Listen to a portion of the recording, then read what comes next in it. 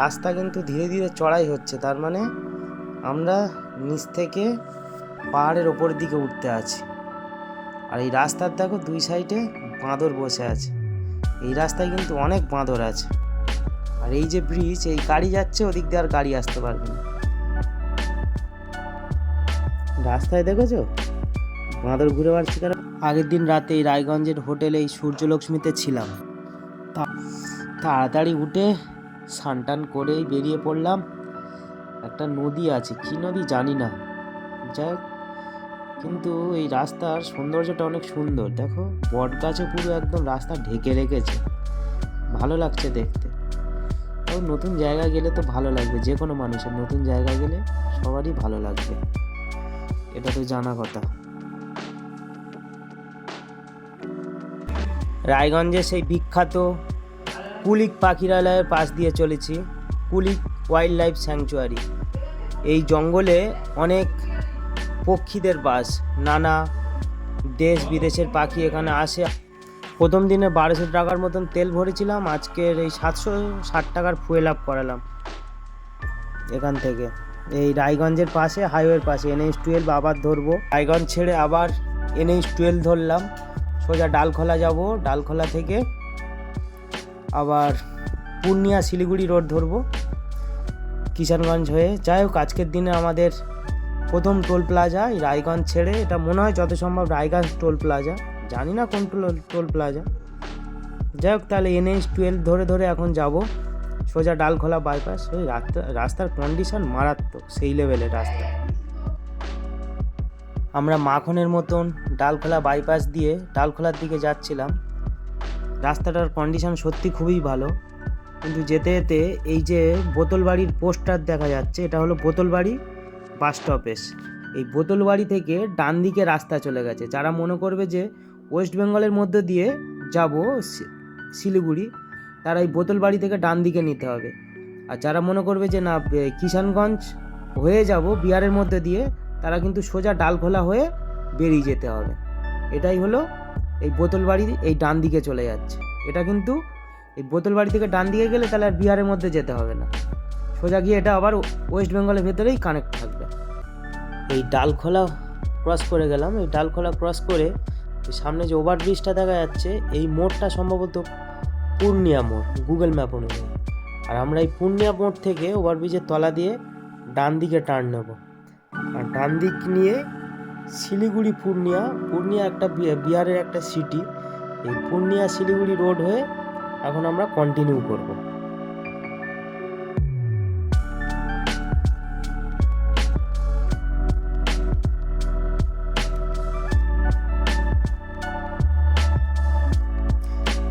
এই আমরা দেখতে দেখতে পূর্ণিয়া শিলিগুড়ি রোডে উঠে গেলাম। এই পূর্ণিয়া শিলিগুড়ি রোড ধরেই এখন কন্টিনিউ করব। ইসলামপুর, কিষানগঞ্জ পরপর এগিয়ে যাব। এই সামনে সম্ভবত সূর্যপুর টোল প্লাজা। আজকের দিনের আমাদের দ্বিতীয় দিনের এটা হচ্ছে দ্বিতীয় টোল প্লাজা। এই সূর্যপুর টোল প্লাজা ক্রস করে বেরিয়ে গেলাম। আমরা কিন্তু এখনও ওয়েস্ট বেঙ্গলের মধ্যেই আছি। এবার ধীরে ধীরে হচ্ছে আমরা বিহারের দিকে এগিয়ে যাচ্ছি, বিহারের কিষানগঞ্জের দিকে এগিয়ে যাচ্ছি।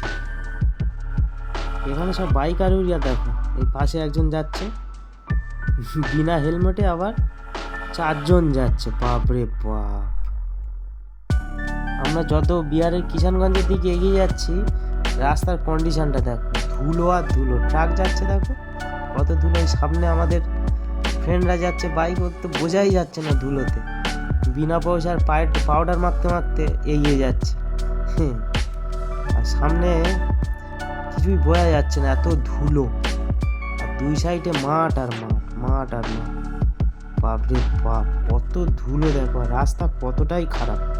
আমাদের যে রয়্যাল এনফিল্ড ভাই যাচ্ছিল, ওর সামনে সাসপেনশনের মনে হচ্ছে অয়েল সিট কেটে গেছে, ওখান থেকে অয়েল লিক করছে। তাই দাঁড়াই নিয়ে গেলাম সবাই, তাই চেক করা হচ্ছে কি হয়েছে না হয়েছে।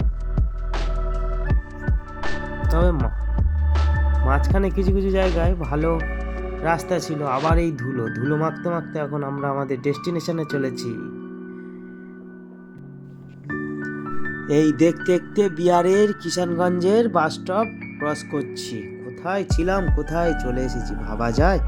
কিষানগঞ্জ বাস স্টপ ক্রস করে গিয়ে চলেছি, আর এই রেলওয়ে স্টেশন পড়লো, কিষানগঞ্জ রেলওয়ে স্টেশন। আর এই কিষানগঞ্জ রেলওয়ে স্টেশনের পাশে কত বড় ওভারব্রিজ, এই ওভারব্রিজের ওপর দিয়ে আমরা যাচ্ছি। পাশে হচ্ছে কিষানগঞ্জ রেলওয়ে স্টেশন, যতদূর চোখ যাচ্ছে ততদূর ওভারব্রিজ, মনে হচ্ছে 4-5 কিলোমিটার ওপর হবে। এই ইসলামপুর বোর্ড দেখলাম, মানে আমাদের এই রাস্তার বাঁদিকে হলো ইসলামপুর। এই যে অ্যারো দেওয়া আছে, ওই যে একটা বাস বেরিয়ে যাচ্ছে, ওই বাসের ওই দিকটা ইসলামপুর, মানে আমরা এখন ইসলামপুরও ক্রস করে বেরিয়ে যাচ্ছি। এইটাই যে ওই বাঁদিকটা গেলেই হলো ইসলামপুর। আর বেশি বাকি নেই, বাগডোগরার তো কাছে চলে আসলাম। যত যাচ্ছি মাঝে মাঝে কিন্তু পাশে পাশে ছোট ছোট চা বাগান দেখতে পাচ্ছি। এটা একটা কি একটা টোল গেট পড়লো, জানি না কি টোল গেট। আর বাগডোগরা বেশি দূর নেই, এই আজকের দিনের আমাদের দ্বিতীয় দিনের 3য় নম্বর টোল প্লাজা ক্রস করছি। টোলের এখানে কেন আটকে রেখেছে জানি না। সামনে কিন্তু এই রাস্তা দুভাগ হয়ে গেল, ডান দিকে যেটা চলে যাচ্ছে ফুলবাড়ি এবং আলিপুরদুয়ার, গুয়াহাটিও মনে হয় যাওয়া যাবে ওই রাস্তা দিয়ে, জানি না ঠিক। আর এই আমরা বাঁ দিক থেকে বাগডোগরার দিকে চলেছি। বাগডোগরা এখানে কিন্তু একটা এয়ারপোর্ট আছে, এই এয়ারপোর্টে যারা হচ্ছে দার্জিলিংয়ে ঘুরতে আসবে কলকাতা থেকে বাই ফ্লাইটেই বাগডোগরাতে নামতে পারবে। আর যত বাগডোগরার দিকে এগিয়ে যাচ্ছি পাশে শুধু চা বাগান আর চা বাগান, দেখো দুই সাইডে শুধু সবুজ চা বাগান। তবে দুই এক জায়গায় দেখছি শুকনো শুকনো মতো, মনে হয় চা পাতা তোলা হয়ে গেছে। দেখো দুই সাইডে শুধু চা বাগান, অনেক চা বাগান আছে, কত চা বাগান। মাঝে মাঝে আবার আনারস গাছ দেখা যাচ্ছে কোলে কোলে। এই যে বাগডোগরার বেশি বাকি নেই, বাগডোগরার কাছাকাছি চলে এসেছি। আমার এই ডান দিকের চা গাছগুলো দেখো পুরো সবুজ হয়ে আছে, আর এই বাঁ দিকের চা গাছগুলো সবুজ হয়েছিল, কারণ ফ্যাকাশে টাইপের হয়ে আছে, জঙ্গল বলে দেখা যাচ্ছে না যদিও। ডান দিকটা পুরো সবুজ হয়ে আছে।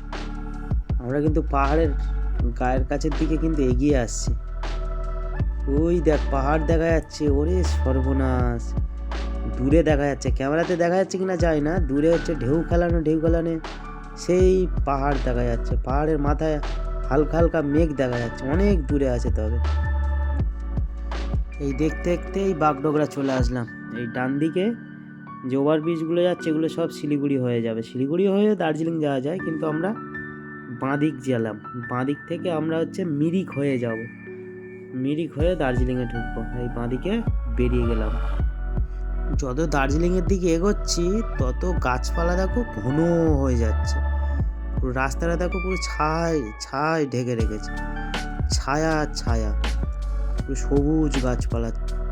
এই দেখো রাস্তা দিয়ে বাঁদর ক্রস করছে, এখানে কিন্তু বাঁদর আছে অনেক। এই আবার এই বাঁদর আছে, এই যে এই একটা বাঁদর ঘুরে বেড়াচ্ছে, গাছের ডালে ডালেও দু একটা বাঁদর দেখা যাচ্ছে। আর এই দেখো রাস্তার দুই সাইডে শুধু চা গাছ, তবে এদিকে চা গাছে কিন্তু কালার আলাদা, পুরো সবুজ ঘন সবুজ হয়ে আছে। আর এখানে একটা কাঁচা পাতার একটা অদ্ভুত গন্ধ বেরোচ্ছে, মনে সব চা পাতা তুলছে ওই তাই গন্ধ বেরোচ্ছে, মানে কেমন একটা কাঁচা গন্ধ বেরোচ্ছে, কাঁচা পাতা গন্ধ বেরোচ্ছে। রাস্তা দেখো, রাস্তাও কত সুন্দর, আর যত সবুজ গাছপালা জঙ্গল চা গাছ দেখছি, মানে মনের ভেতরে একটা অদ্ভুত একটা ফিলিংস জাগছে, মানে এতক্ষণ কষ্ট লাগছিল, সেই কষ্ট যেন কোথায় দূর হয়ে গেছে। তখন আবছা পাহাড় দেখা যাচ্ছিল, এবার দেখো পুরো পরিষ্কার পাহাড় দেখা যাচ্ছে। এবার কিন্তু বুঝতে পারছি হালকা হালকা উপরের দিকে উঠছি, কিন্তু এবার কিন্তু রাস্তার চড়াই শুরু হচ্ছে। আর চা বাগান এখনো দেখা যাচ্ছে, এখন ভীষণ ভালো লাগছে, খুব ভালো লাগছে। এবার দেখো ধীরে ধীরে ওপর দিকে উঠছি, বোঝাই যাচ্ছে নিচে দেখেছো বেশি খাদ নয়, কিন্তু ওপর দিকে উঠছি। বেশি উঁচু নয় বলেই মনে হচ্ছে এই টোটো ফোটো পাশ দিয়ে যাতায়াত করছে, ভালো লাগছে, সুন্দর ফিলিংস লাগছে, আর ঠান্ডা লাগছে হালকা। কিন্তু ধীরে ধীরে চড়াই বাড়ছে। ওই দেখ একটা ব্রিজ দেখা যাচ্ছে, একটা নদী আছে, তার মানে ওখানে ওই নদীর ওপর দিয়ে ব্রিজটা, কি নদী জানি না, দেখি কে গুগল ম্যাপ দেখবো, ওখানে একটু দাঁড়াবো, ওখানে বাকিরা সব দাঁড়িয়ে আছে। ঘন জঙ্গল আর ঠান্ডা লাগছে হালকা। এই দেখতে দেখতে এই ব্রিজের ওপরে চলে আসলাম। এই ব্রিজের ওপরে কিছুক্ষণ দাঁড়াবো, একটু ছবি টবি তুলবো। এই যে আর দূরে দেখো পাহাড় দেখা যাচ্ছে, এরা সব দাঁড়িয়ে গেছে। নদীতে শুধু পাথর দেখা যাচ্ছে, আর নদীতে জল নেই।